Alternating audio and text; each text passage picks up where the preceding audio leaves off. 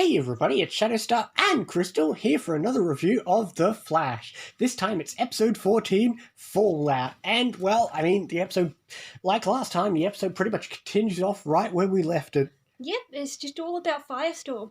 Yep, the episode pretty much continues with them blowing up and they're separated, which means we finally get to have Stein for real this time.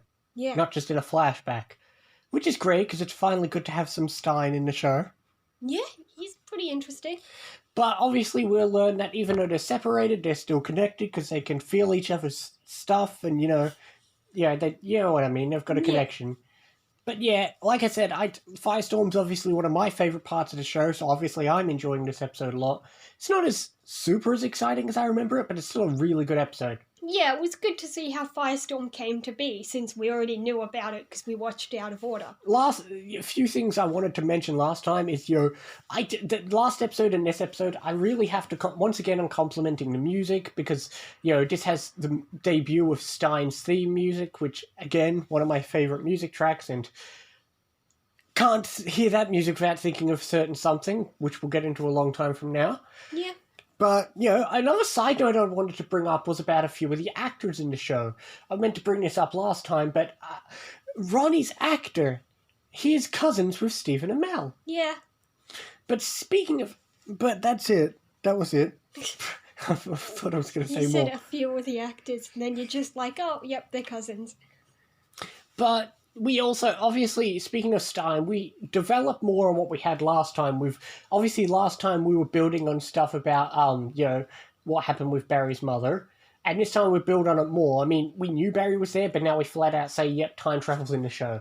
Yeah. Time travel is in this show. We'll be getting into that soon.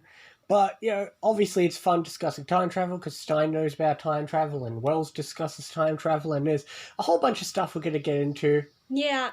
And it's funny how they straight up ask, which time travel logic does this show use? Yeah, I know. Can the timeline be changed, or is it where you create the timeline you already have?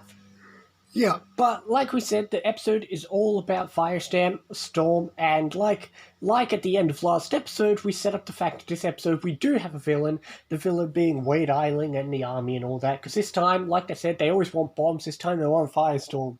Yeah. Again, I don't know what they need him for. They could just use a nuclear bomb. What's so special about him? I'll never know. I mean, imagine if you had an army of people like that could blast fire and stuff from their hands. But I suppose that's a good point. It's a way of getting nuclear energy without committing a war crime, maybe? I don't know.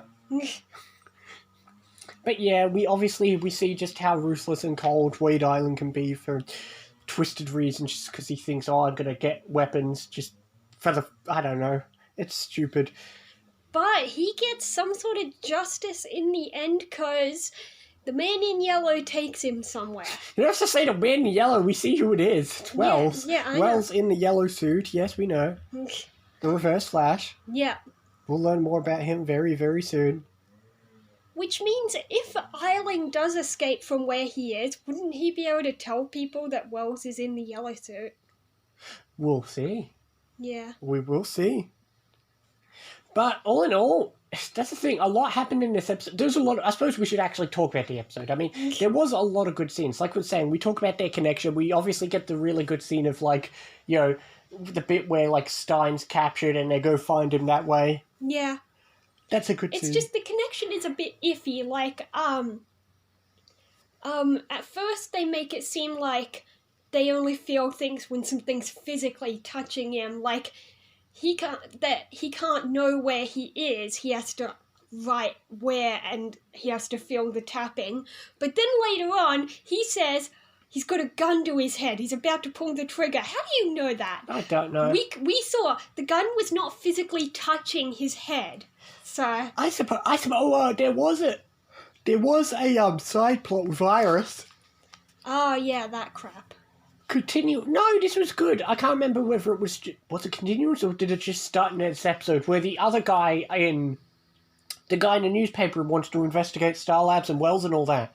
Yeah, true. That leads into an interesting side plot we'll be getting into. But yeah, I like that because Iris starts to connect some of the interesting dots. And like I said, I don't always like Iris, but Yeah, hey, this is a she- better version of her. It's a bit like when Laurel find out. Yeah, she caught Caitlin in a lie because she lied about where Ronnie was from and his name and him being her cousin. Plus, she's still got the photos and Yeah, she recognizes him as the Burning Man. exactly. So she's starting to connect dots and wants to get suspicious about Star Labs. But yeah, but all in all, I suppose that's the episode. There's a lot of good scenes, though, and we won't, obviously, as you can tell, we'll be seeing them again. They fly off, but we haven't seen the last of them. We Yeah, haven't seen the last of Wade Eiling. There's still Grodd lurking about.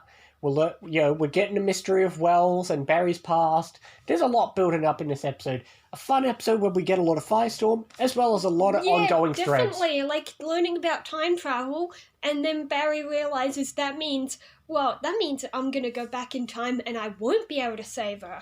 Exactly, that's the thing. The Firestorm plot is fun, but we also have a lot of opening plot threads continuing. Yeah, definitely. Yeah, but I think I'm going to give it an 8. I think I gave it a 7.5 last time. Obviously, just being a climax is better than the last time, but it's still a very I'll enjoyable... go up a bit too and go 7.5. Exactly, it was a very enjoyable episode. Stein is one of my favourite characters. Firestorm's one of my favourite parts of these shows.